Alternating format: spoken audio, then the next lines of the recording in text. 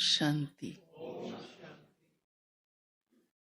आज प्यारे बाबा के महावाक्य विशेष रूप से योग के सब्जेक्ट पर हैं कि बाबा की याद का महत्व कितना ज्यादा है। और ये सब्जेक्ट योग जो बाबा ने हमें सिखलाया है वो सबसे निराला है। कहीं भी दुनिया में ऐसी याद, ऐसा योग जानते ही नहीं है।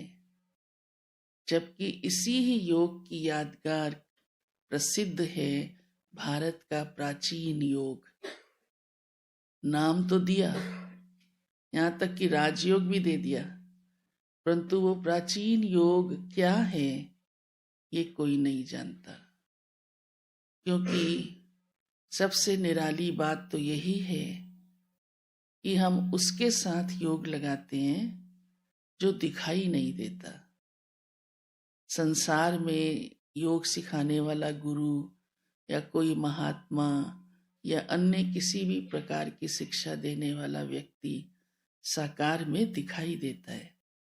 और यहाँ जो हमें सुना रहा है, जो सिखा रहा है, जिसको हम याद करते हैं, वो निराकार है। भले वो शिव बाबा ब्रह्मा तन का आधार लेता है और ब्रह्मा साकार में है, परंतु ब्रह्मा बाबा से हम योग नहीं लगाते। ब्रह्मा बाबा तो हम जैसा बनना चाहते हैं। कितना फर्क है ना। फिर लोग कई समझते हैं इनका गुरु ब्रह्मा है, ये उसको ही भगवान मानते हैं। पहले तो इस बात के ऊपर बहुत डिबेट चलता था, झगड़ा करते थे कई कि बाकी सब ठीक है, इसको चित्र में से,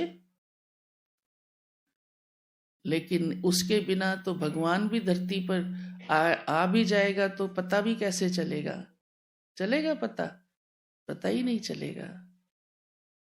तो शिव बाबा ने ब्रह्मा के तन से हम सबको ये बातें समझाई हैं और फिर हम सबको कहा है माम एकम याद करो, सिर्फ एक मुझे याद करो। ब्रह्मा को भी यही बात कही, एक मुझे याद करो। और ब्रह्मा बाबा ने भी यही पुरुषार्थ करके इतना अटेंशन देके कि निरंतर बाबा की ही याद रहे। और क्यों बाबा हमें इतना याद करने के लिए कहता है, इसके पीछे भी तो कारण होगा ना, राज होगा ना। बार बार क्यों कहता है? तो जरूर ये बहुत ऊंची बात है, साधारण बात नहीं है। क्योंकि बाबा कहते हैं इसी ही योग से आत्मा पावन बन सकती है और कोई भी योग आत्मा को पावन नहीं बना सकता, शरीर को भी नहीं बनाता। चलो शरीर का थोड़ा शुद्धिकरण हो जाता है, तबीयत अच्छी हो जाती है, प्राणायाम करते हैं, हाँ कहते हैं ना ऑक्सीजन मिलेगी आदि आदि, या गंगा स्नान करके आते हैं। अब तो गंगा स्नान से भी शरीर भी शुद्ध नहीं होता, बीमारियों का घर बन जाता है। चलो गंगा का जल पवित्र भी माना जाए, परंतु आत्मा तो पवित्र नहीं बन सकती ना। उसकी धुलाई पानी से नहीं संभव, किसी अमृत से नहीं संभव, किसी पहाड़ से गिरे हुए कोई पदार्थ से या जल से नहीं संभव। वो तो ज्ञान से ही संभव है। और वो ज्ञान भी स्वयं भगवान देता है। कौन सा? कि अपने मन को मेरे साथ लगाओ। और यही इस योग की सबसे निराली बात है, निहारी बात है। इसे जिसने समझ लिया उसका मन और बुद्धि और कहीं जा ही नहीं सकता कि मैं देवताओं की पूजा करूं, गुरुओं के सत्संग सुनूं, मंदिरों में कीर्तन करूं, व्रत करूं। क्योंकि सुप्रीम से जब वो अपने मन को लगा चुका है, तो और कहीं जरूरत ही नहीं रहती। तो आज बाबा ने योग का महत्व सुनाया। फिर बाबा ने कहा मैं तो तुम्हारा, अच्छा तुम्हें याद मुश्किल भी लगती है तो समझो ना ये मेरा बाप है। पिता को तो याद करने के अभ्यस्त है ना। अच्छा चलो पिता नहीं, किसी का टीचर में झुकाव होता है।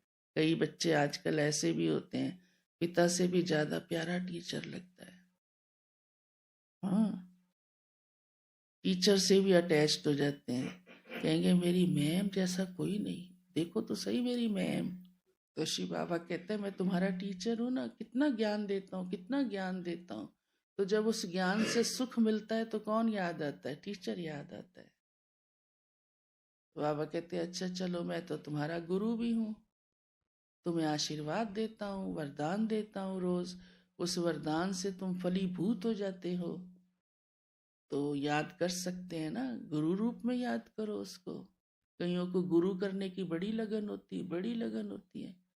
दादी ऑलराउंडर अपना अनुभव सुनाती थी, भक्ति करती थी ना, तो कहती थी मेरे को बहुत रहता था मैं कोई गुरु करूं, लेकिन मैं कितने वर्ष इसी छानबीन में बिता दिए कि कौन सा करूं। क्योंकि कहावत सुनी थी, गुरु करो पहचान के, पानी पियो छान के। तो ऐसे ही नहीं करना। और फिर तो ब्रह्मा बाबा मिल गया, फिर तो दरकार ही नहीं रही कहीं जाने भटकने की। समझ में ही आ गया कि सच्चा गुरु शिव बाबा है, जो इसके द्वारा ज्ञान दे रहा है, सुना रहा है। बस फिर बाबा ने कहा आप यही संदेश सबको दो, ये आपकी सेवा है सबको। तो बाबा सेवा की बात कहते हैं कि सबको परिचय दो। योग उनका भी तभी लगेगा ना, और बातें सुनाओ या नहीं सुनाओ, लेकिन सत्य बाप का परिचय जरूर सुनाओ, तो ठनके उनका माथा, है ना, ताकि उनका बुद्धि योग भी बाप से लग जाए। तब तो वो आत्माएं भी पावन बन सकेंगी ना, सुख शांति ग्रहण कर सकेंगी। तो ये जिम्मेदारी भी बाबा ने कहा तुम बच्चों की ही